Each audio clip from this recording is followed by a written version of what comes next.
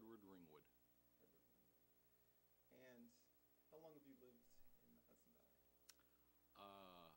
As of about a week and a half ago, 54 years.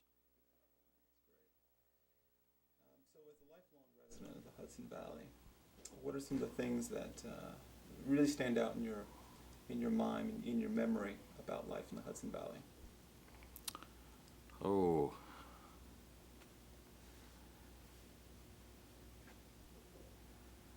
I remember going to Lucky Platte when it was open as a department store. Hardwood floors, the elevator in the back, which didn't really seem to be an elevator as much as this is where you put, all the merchandise and just bring it up and down. Didn't seem to be one that was really meant for people, unless we were getting on the wrong one. I remember when the main street was still a street. Nobody had tried to turn it into the main mall yet, and then back into a street. The trolley tracks that were in there, and you can still find on certain roads, you got to look for them. And they're still in the bricks that are below the blacktop that they just put over them.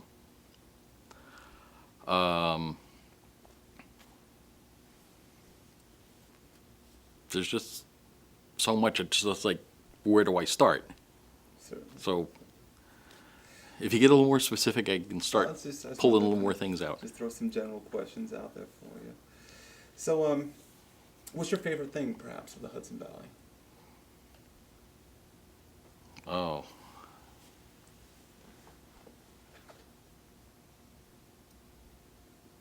Well, driving to work, driving from work, I get to see the Mid-Hudson Bridge, the railroad bridge. My grandfather built the Mid-Hudson Bridge. I think it was great-grandfather had worked on the railroad bridge. So it's like, okay, those are mine. The bridges give you a sense of ownership to the Hudson Valley? Yeah. Can you tell me have you heard any family stories, perhaps, of was it your grandfather who worked on the bridge? Yes, and we have some pictures of it being built. The one picture that looks the scariest to me, you see the cables going out like this from the sides of the picture going out. And there's no roadway below it yet. They hadn't even strung the cables going down. And the scary part is you can see, farther back, planks that laid across and probably attached like this. So whoever took the picture had to walk out into the middle of a set of those planks, take the picture, and walk back. Like, there's nothing down here until you hit the water. Have you ever gone up on the bridge yourself? I haven't been up on either bridge yet. Mm-hmm. I'm keeping my feet on the ground. I just drive across the one and look at the other one. Great. Let's see. Can you tell me about growing up in the Hudson Valley? How would you characterize a childhood in the Hudson Valley? I liked it. I'd do it again. We were close enough to school for us to walk to St. Peter's grade school, the original grade school, until I think it was sixth grade for me. Then they moved it out to Hyde Park.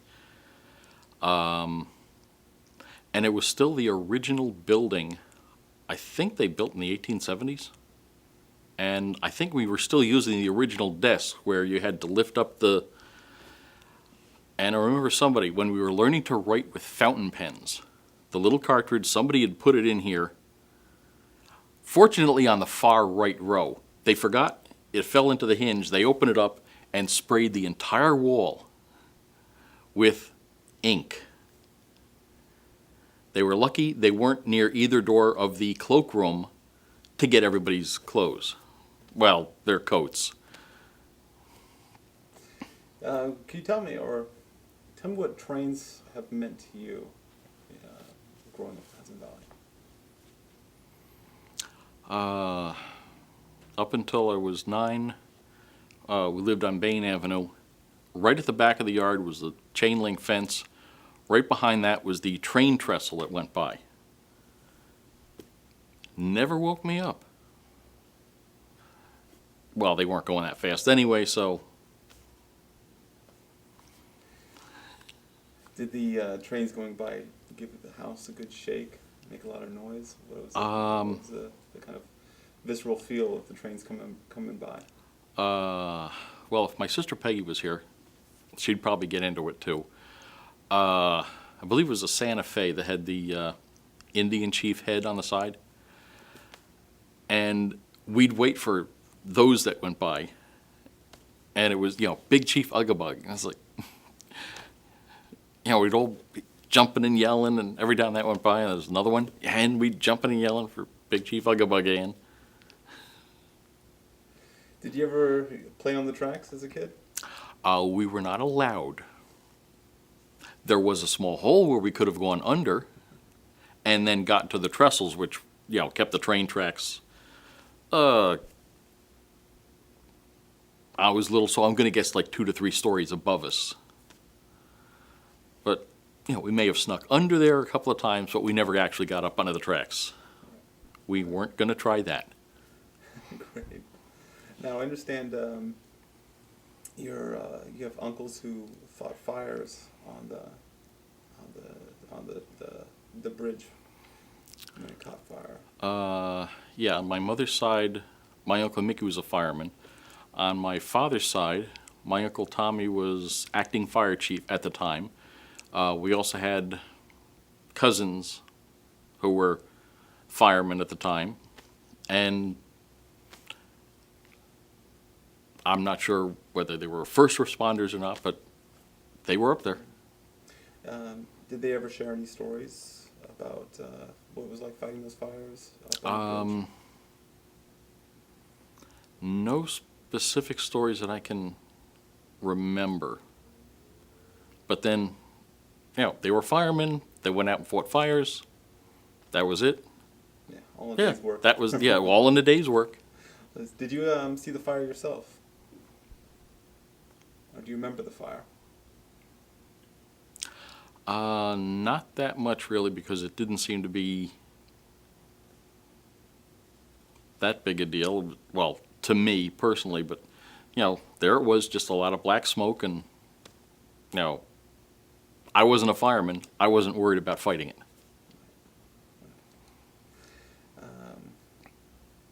Have you heard about some of the plans for what they're going to do with the bridge?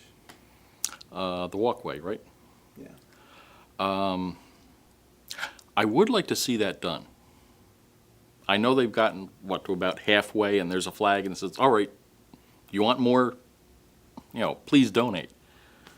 When they say shops on each side, I don't know exactly how wide the trestle is on top, the bridge.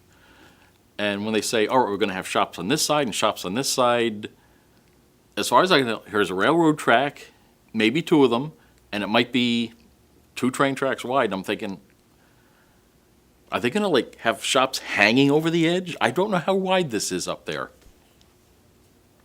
It would look like, they're just hanging too much stuff on it. Everything's going to go off this way. There's been some wild designs that have gone through for this, or that have been discussed for this. Just a final couple of questions. Mm-hmm. What kind of impact do you think?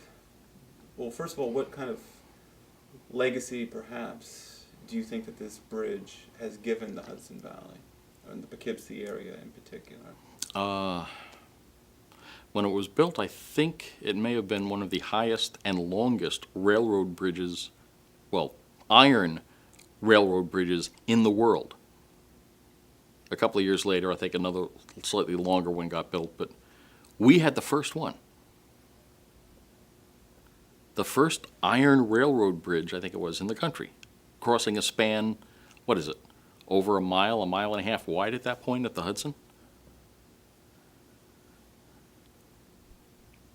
What kind of legacy do you think that this bridge, if it gets completed, as a walkway, what kind of legacy do you think that will leave to the Hudson Valley?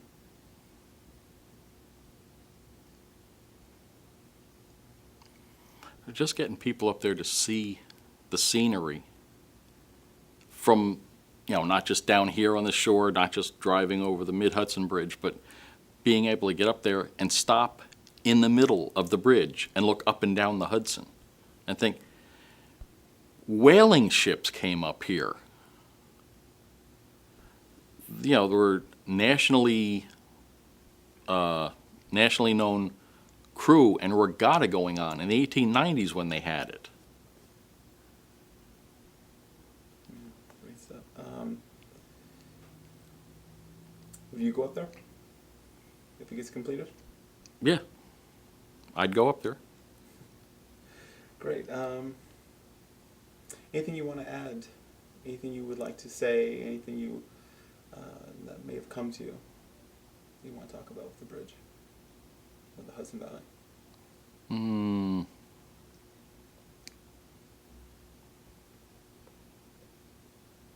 Oh, all the, with the two bridges, like the school going back to 1870, family in the area going back to the founding of Poughkeepsie. It's like, I belong here. It's like this whole place is mine. Great. Paul, anything comes to mind you want to? No. All right. Ed, thanks a lot. Okay. Very good.